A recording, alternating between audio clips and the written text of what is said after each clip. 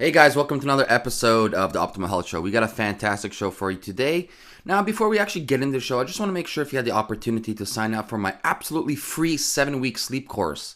All you got to do is head over to helpmesleepsolution.com, enter your name and email address, and you will see my absolutely free 7-week sleep course. So in this episode, I got the chance to interview Elliot Hulse. Now, Elliot Hulse is the man, the myth, the legend. He's behind Getting Strong, and I think absolutely you're going to love this episode. Now, on with the show. Yo, Elliot, what's up, brother? How are you doing? Pretty good. Thanks for having me on the show. Thank you, my friend. I know you're a very busy gentleman right now. A lot of stuff is on your plate at the moment. What's happening? What's new? Give us the scoop. Well, like I said before the show started, the main thing I'm working on today is putting together the next Yo Elliot Live event. We're going to do it in Miami.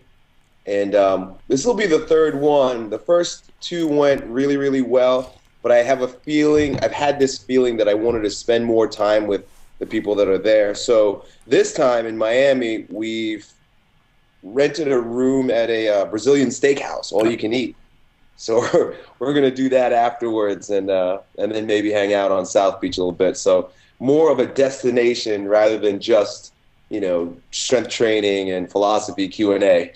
Wow, that sounds like a blast. Why don't you explain to our audience a little bit on how in the world did you actually get to the position in your life right now? Oh, well, what position? I've got 4 children. I run a gym. I make YouTube videos. I write books. So you know what? When you ask that question, hang out. Yeah. Which one of those positions are you talking about? I play all positions. Definitely. Why don't we like make it more concentrated? How about on your personal success, on the fact that you built a life around your passion and your desire? Well, I guess it started back when I was a kid. I never really did well in school, and I was always compared to other students who kind of had a knack for sitting down, listening, memorizing, and regurgitating bullshit that I don't think any of us even really liked. Right? I mean, what 5-year-old, 6-year-old wants to sit there and listen to this crap and try to memorize it? I mean, and then you're conditioned to do that shit all through middle school, high school. Then you pay thousands of dollars to do this shit in college. And then guess what? You go and you get a job and you keep doing the same shit for people you don't like for the rest of your fucking life. And I decided very early on that, I don't want to do this, you see. So I rebelled against the system by, number one, checking out very early on and decided that, look, if I have to do this, I'll do it, but I'm not going to like it. If I have a choice, I'm going to stop. So when I got into the professional world, I quickly decided that I'm not getting a job. I'm not doing this anymore. There's no way I'm going to tie myself to this machine and continue to perpetuate the misery that I see most people in. I decided that I'm going to do what I like to do. And what I always loved to do is play sports and strength train. And as a kid, when I say kid, I mean in high school, I started training my buddies how to work out in my parents' basement and fell in love with it. And I decided I'm just going to do this for the rest of my life. And that's what I do. I teach people how to get stronger, and I do it through multiple means. I have a gym. I also make videos answering strength training questions, and I write ebooks and things of that nature. That's beautiful. And I always want to tie in one thing in the road to success is, in my practice and everything, I look at nutrition plays a big factor in your success. So how did nutrition play a role in your life? It's funny, I'm reading a book right now written by Arthur Saxon. It was written over 100 years ago, and he talks about how, think about it, 100 years ago, the health problems were different than they are today, but he was just ranting and raving about how sick, sad, stupid, depressed, and degenerated we were becoming as a race of human beings. And he's talking specifically of Western civilization. And he makes a lot of good points with regard to how the human being will not function optimally in any way, shape, or form if it's not moving. That's his number one call to action, but also fueling its body properly, eating the right foods. So I tend to think, and this is going to come across a little arrogant, but first of all, my parents are second generation. I'm second generation American. My parents are from Belize. My parents grew up eating like what they would call bush food. My dad had his own chicken and pigs on a farm and ate that, and like ate coconuts right from the tree, and same thing with my mother. So the DNA that I come from doesn't come from Western civilized crap diet. What do they say crap it stands for? Caffeine, alcohol. What's the other one? Do you know this? No. Anyway, processed Just food. the processed garbage food. That's it. Yeah. Right.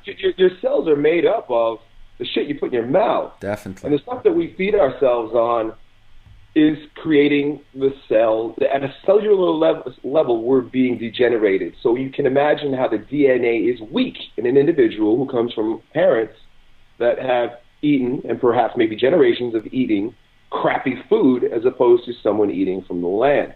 So I was fortunate enough to come from good stock. And in that, I also found that, my parents continued feeding us whole foods throughout our entire life. We, unlike my neighbors who their parents would give them like spaghetti and ketchup for dinner, we never ate a meal that didn't consist of like chicken, and we used coconut for everything when I was a kid. Coconut rice, coconut bun, coconut bread. So a lot of those types of foods I grew up on. And as an adult now, I only fill my body with good food, and I feed my children the best foods that we can get our hands on in our home. So to answer your question, the role that nutrition played in me being able to get where I am today is that my brain works better than a lot of people's. My nervous system is far more attuned to the environment and in taking action. My courage is better than most people's, and it's because I'm fueled. There's better fuel in my body, and I'm made from stronger stock than the majority of people I come across.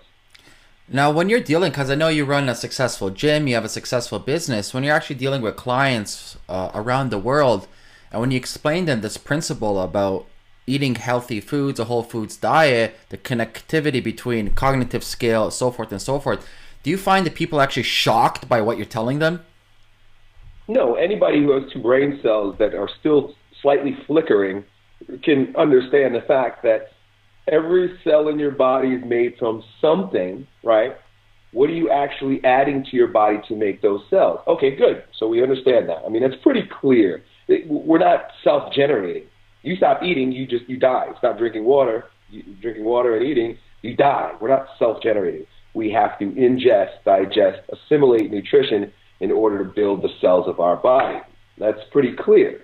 Now, if I put two plates of food in front of you, and one of them is processed crap from McDonald's and some sugary bubble drinks, right?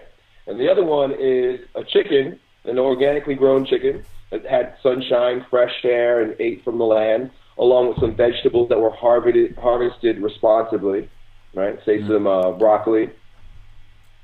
If what you're made of determines the type of cell is determined by the type of food that you eat, which person do you think is going to be stronger, healthier, smarter? The one eating the bubble shit from McDonald's or the one that's eating food from the land? It doesn't take too much to figure that one out. Answer that question.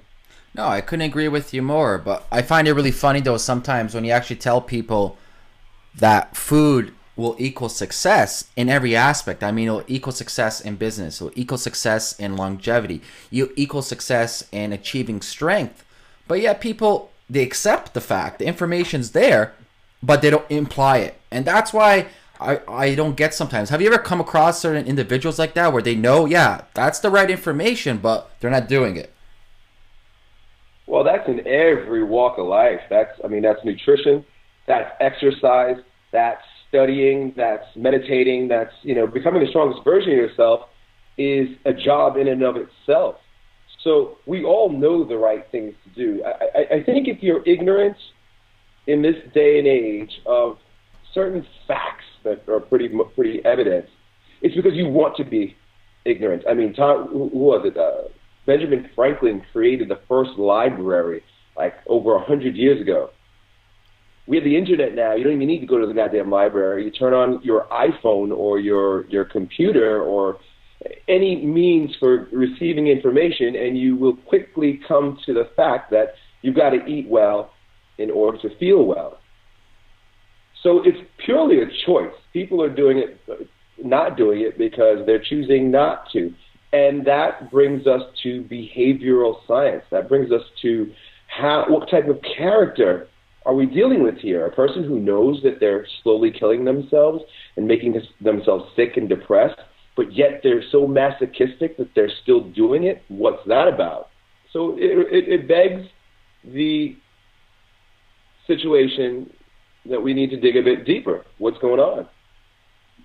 Yeah, I couldn't agree more. And I've come across in my practice personally the same situation where individual totally accept the knowledge that you're presenting him or her, but won't actually apply it or implement it in their life. And like you said, it's something deep rooted. There's some other psychological or some kind of manifestation, neurologically speaking, somewhere here that's going on. That's a whole different ball game that we have to deal with. But I find it funny that, especially since you and me are athletes, is when I tell an athlete or I tell an amateur athlete or even professional NHL player or a basketball player that this type of food and this type of training will increase your performance, therefore you get better results on the game, therefore you probably get a bigger contract, right? But then they don't do it, and that's why it drives me insane, because I had personal experience with dealing with some of the top athletes, but yet when I look at what they're doing or eating, I'm like, Jesus Christ, like, are you kidding me? Have you had any experience with some people at that level of performance when you're telling them, come on guys, this equals success? Well, we live in a microwave culture, and when I say microwave culture, I mean we get things now. We want things now. Everything comes very quickly to us. So we've developed this aversion to long-time perspective. Most people can't see, especially young people. When I say young people, I mean like up to about the age of 35, can't see 1, 3, 5 years ahead. They can only see what's happening now, and that seems to be the only thing that matters. So when you're talking about, a 22-year-old kid who's an Olympian and he's eating McDonald's, and you're telling him about, like, hey, you're going to perform better if you eat something else, and meanwhile, like, he's still winning gold medals, you think he gives a shit about going out of his way to do what you told him to do? Meanwhile, he's still getting an NFL contract. He's still going to be all right. They start thinking about it when their tendons start tearing, 5 years from now, or their bones are degenerating, or they're having neurological disorders, or they just can't seem to get an erection any longer because their vitality is so low. And then they go to the doctor. And the doctor gives there's surgery, there's pills, there's creams that are going to fix it up for them. So why do I listen to you when I'm getting good results? And if shit starts to fall apart, I can go to a doctor who will give me a pill. What you're offering, Amir, is something that it's not a good offer. It's quite frankly, there's no expedience. It's just, why? Yeah, you're right. Like you said, there's no instant gratification. There's no quick results. And that's how we've been programmed in the evolution. We like instant gratification. That's why we like sugar. You have sugar, you feel a high right away. Okay, yeah. And people, they don't want to put the time or investment in the long run until it's too late. So yeah, 5 years, 6 years down the line, when your ligaments and tendons do give up, and when neurologically speaking your central nervous system is shut off, then you're like, oh, I wish I did that. Well, I'm sorry, but it's too late at the time being. Right. But in your own journey about developing strength, being the strongest version of yourself, do you truthfully believe that if you were eating, say, a sad diet, that the level of performance you're at right now, you wouldn't be at? Well, here's the thing. Most people are so far down the dysfunctional path that they don't know what it feels like to feel good. So you ask most people who are eating that shitty diet, well, how are you feeling? They're going to say, well, I'm all right. I feel okay. Because they don't know, they have no perspective. There's no contrast between feeling good and feeling bad. They've been feeling bad for a long time, so long that they don't even know that there's something else. So for me, it's a matter of I've been eating this way for such a long time that, so for example, I'm going to make a confession right now. Last night, my wife brought home a few Girl Scout cookies. And this was like kind of out of the ordinary. But she brought them home because I think she was supporting one of my daughter's classmates. And I had to have it. I just wanted to have it. I was like, man, I haven't had cookies in so long. I was like, this is going to be awesome. Yeah. So I took them out, and I had maybe about 5 cookies, right? And this is maybe about 9:30 at night. Dude, I was tossing and turning in my sleep. I woke up grumpy this morning. I'm having a kind of a bad day today. My energy is not where it should be. And I know it's because I ate those goddamn cookies last night. Yeah. Most people can stuff themselves on that shit all day long, and they're not going to know that the reason why their life is so dysfunctional is because that's what they're eating. Yeah, definitely. And they've never experienced the different side or the different performance or different feeling in their body. So they only know one level of themselves. They don't know the multi-levels. But yet, like you mentioned, I've gone through same situations where I'll indulge, maybe my vice is I have sushi for time to time. But the next day it's like, Jesus Christ, I just got hit by a train. Right? And I'm like, well, I know what I'm eating at the time being. It's not the greatest thing. I accept that. But since we're at the level, we know how it is to feel good. We know that feeling of waking up, feeling strong, going to the gym, tackling the weights, and being everything you can be. And just a little bit of food affects us like someone just gave us some like poison, which literally it actually is poison, right? Yeah, it totally is.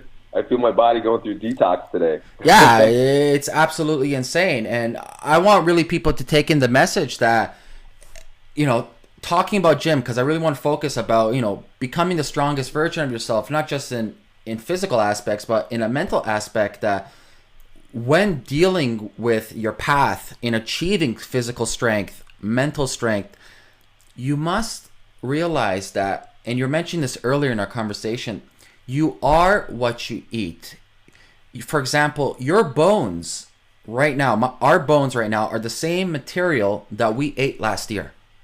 Right. So can you imagine if your people now are eating, this type of processed food, that type, whatever they're eating, garbage food, the next year, their actual first layer of bone is that food, is that material. That's insane. And I want people to realize that the food you guys are eating is stopping your progression in the gym. And Elliot, I know for a fact, you've probably seen it 1,000 times. You always see these same individuals at the gym, day in, day out, year after year, but nothing changes, right? Right. Nothing changes. So I would always ask these people, is like, I do a mirror check. Look yourself in the mirror. You've been doing the same thing for X amount of time, but nothing is moving forward. What gives? Ask a question. If I'm with a coach or if I'm doing a training session for a competition, and I don't see any progression happening in an X amount of time, I'm going to be freaking pissed off. Right. All right. So it's all about being aware at the moment. And in your path to becoming the strongest person, was that one aspect that you had to struggle with, or it came kind of natural, just being in that moment, being aware of what's happening within your life? Well, I think you're using the magical word. The magic word is awareness. And we're so wrapped up in our illusions and our idols and our ideas. And when I say illusions and idols, they're really just bad ideas that people have invested in. This whole idea of how the economic machine works, that you need to go to college and get a degree so that you can go get which is not working any longer, because there's millions of young people who are graduating and not getting a job. That illusion is slowly coming to light. They're so attached to their illusions that there's no room to see reality. There's no, because the thing is, people don't even want to question these ideas. You start questioning, you make people very uncomfortable when you question ideas that they're personally invested in. Someone who just paid $100,000 to get a doctor, a PhD, and you tell them, hey, look, you're going to be broke for quite a long time. Or, especially someone who's like just about to finish and they spend all their time and energy. You say, hey, look, there's a good chance that you're not going to get a job, or it's going to be very difficult out there. The economy is not the same it once was. They're going to be very upset with you because you're personally attacking them. You're not giving an objective point of view to them. They don't see that objectively. It's very subjective. And when you use that term awareness, you literally have to separate yourself from yourself for just a few moments to be able to see what's actually going on, regardless of your feelings about it. So on my journey of growing stronger, I have made it a point to continue to look at myself objectively and make choices based on the information that I'm getting back, the feedback that I'm getting back from my environment. You see? So one of the things that I was aware of when I was a professional strongman and I tore my bicep was that, hey, look, I'm pretty cool because I'm about to become one of the best professional strongmen in the country, maybe the best. I'm preparing for this. And I tear my bicep. I had to be completely objective with myself and use a realistic approach to my situation and just be honest that this is not the best thing for me. This is not the best thing for my family. It's not the best thing for the people that I choose to serve in my walking life. So regardless of what I have invested in it, time, energy, effort, money, and the emotional attachment that I may choose to have, what I chose to detach from, how can I navigate from beyond this point and live a successful life and integrate this experience into my consciousness so that it serves me in moving forward instead of being an anchor of holding me back? You see? And this is going on all the time, over and over again. Every experience that we have, everything that we do can be integrated, if you're objective and aware, like you described, integrated into a greater whole and always serve you in growing stronger. Yeah, totally. And in my own personal journey too, I've had situations that it's really hard to actually be in that moment of aware. And sometimes it's kind of too late. Then you look back in hindsight, you're like, oh shit, I know I should have done that. But right. That's the magical word, like you said. It's right in that moment when you know what you're doing is right, which being aware is good. You actually know, wow, what I'm actually practicing is working. But at the same time, being aware of like, wow, what I'm doing, it's not working. Yeah. And that was a great example. Like you said, you injured your arm and you realize, well, this is the cards I've been dealt with. I'm aware at the moment, my situation. How is it that I can turn this into a positive? Right. Right? And absolutely. Do you believe that this is one of I consider this one of the most top magical things in both achieving health, achieving strength, and achieving success in life? Would you agree that's one of the most pivotal things as a tool, like an arsenal to have? I would venture to say that it has probably been the most important life skill that I've used to get me to this point, is being able to detach emotionally and look objectively at what's going on and make realistic choices. So if you're familiar with the book Think and Grow Rich. Oh, definitely. Who isn't? Who isn't? The author, Napoleon Hill, goes on to, one of the principles is, and I'm not going to quote it properly, but it's realistic view. If you've ever read the 50th Law, which is about 50 Cent. Oh, that's what's the author? Green, right? Yeah, right, Robert Greene. He says the same thing, and it's called Be a Realist. Mm-hmm. And being a realist and looking at things realistically, like both of these authors describe, means do not be emotionally tangled into anything. I mean anything. I've married my high school girlfriend. My wife has been with me since we were 14 years old. Amazing. We are very emotionally connected. We're supportive. We grow strong together. But even the strength of that relationship does not trump my commitment to objective reasoning. Stepping away for a moment if there's a situation and saying, okay, regardless of my feelings towards you or your feelings towards me, let's look at this realistically and strategize. Is this the best thing? Is it not the best thing? It's not about how you feel. It's about being realistic. You've got to be able, there are no bounds to this. This is the key to being able to navigate this game of life without getting trampled on and ending up depressed, sick, sad, and useless. Yeah, for sure, 100%. And that's a fantastic book you were just mentioning. Both the books with 50 Cents and Napoleon Hill is all the stuff that we're talking about can be used in everything and can be used in achieving your success in nutrition. It can be used to achieving success in strength, in family issues, or career success. All of this is interconnected like dominoes, and I think people should start looking at their life not from like one scope, like one set of glasses, but from different set of glasses, right? You have to have a bird's eye view of your life, and then you can actually map out what's going on.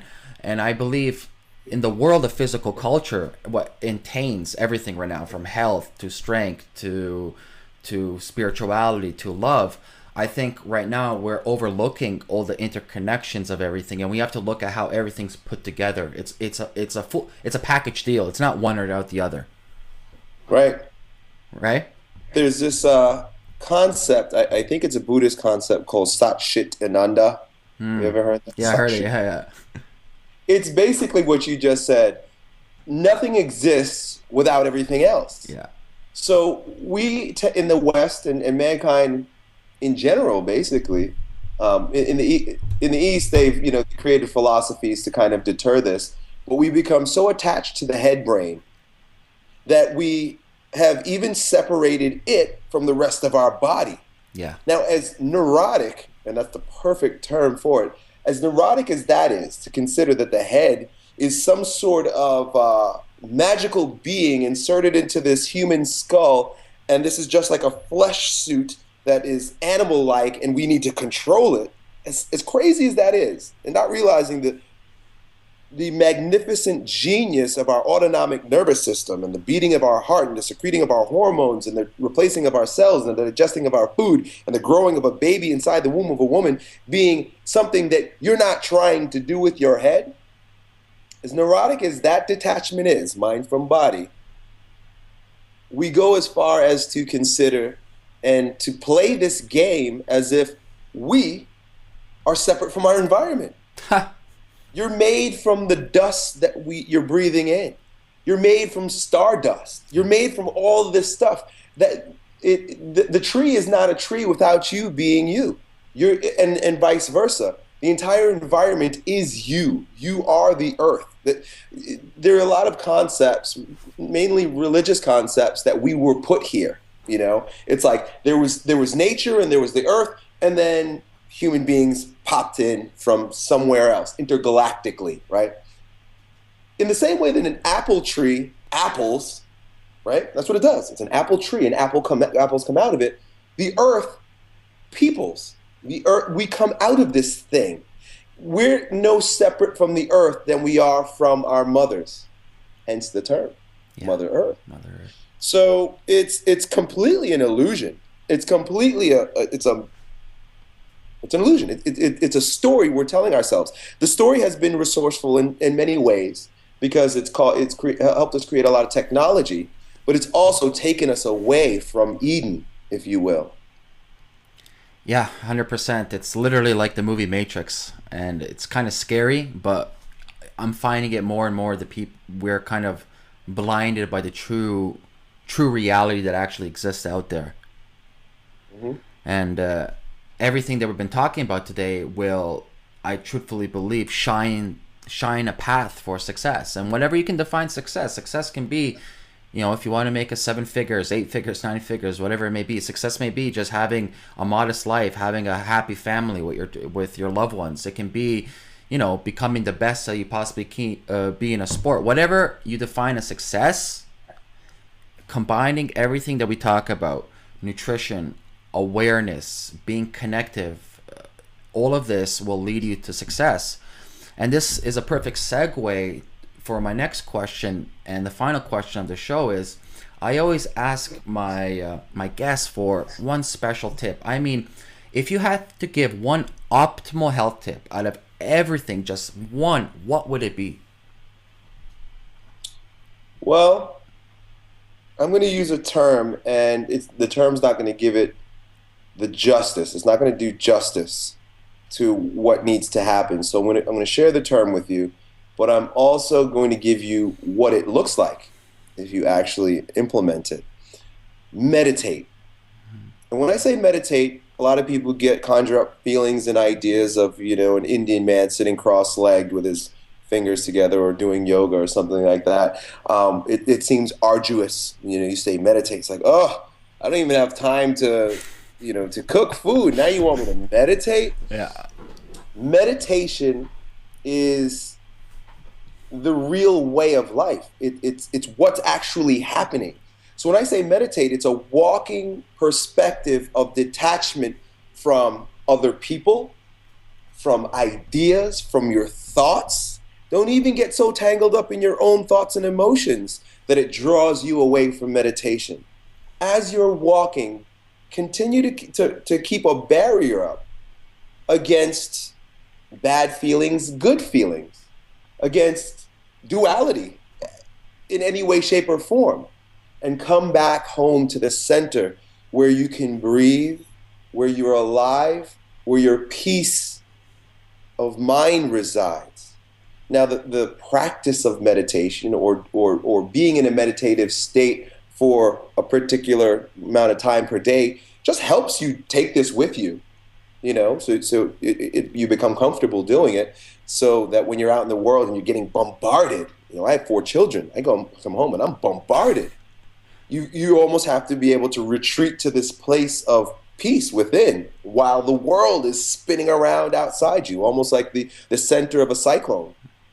And when you can do that, it gives you that objective perspective that we just spoke about, because now you're sitting in the peace, in the calm, in the eye of the storm, and you're watching all this shit go around, and you can be very mindful about how you approach each one instead of being drawn into the cyclone and making hysterical choices as a part of the machine. Do you see? That I could not agree anymore. That's one of the fantastic tips I've ever heard. Is that ties in back to the awareness, is being in the moment, just knowing exactly. That's a great analogy about the cyclone, and you're in the middle of the cyclone and just looking around and seeing exactly what's happening. Fantastic tip, Elliot. I want to thank you so much for coming on the show. I want to thank you for everything you've presented with us today. I wish you all the best luck on your journeys in the future. I know you're going to crush it, and we're going to reconnect for sure, 100%, my friend. Godspeed, brother. My pleasure. Thank you for having me on the show. Thank you, Elliot.